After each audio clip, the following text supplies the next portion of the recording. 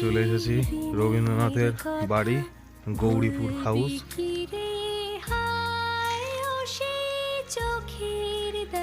এটা খুব বাজে অবস্থা ছিল, কিন্তু বর্তমানে আবার এটা ঠিকঠাক করা হচ্ছে। এখানে একটা মিউজিয়ামও তৈরি করা হবে। রবীন্দ্রনাথের অনেক জায়গায় বাড়ি ছিল।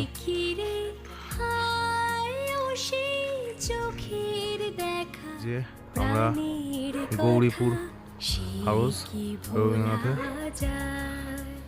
এখানে লেখা আছে এই ভবনে কবিগুরু রবীন্দ্রনাথ বাস করিতেন এবং 25শে বৈশাখ 1345 সনে জন্মদিনে কবিতা আকাশবাণীর মাধ্যমে আবৃত্তি করিয়াছিলেন। এই গাছ দুটো রবীন্দ্রনাথের নিজের হাতে লাগানো গাছ। আর এখান থেকে কাঞ্চনজঙ্ঘার ভালো ভিউ পাওয়া যায়, কিন্তু এখানে একটা পলিটেকনিক কলেজ হওয়াতে এখন ভিউটা বন্ধ হয়ে গেছে।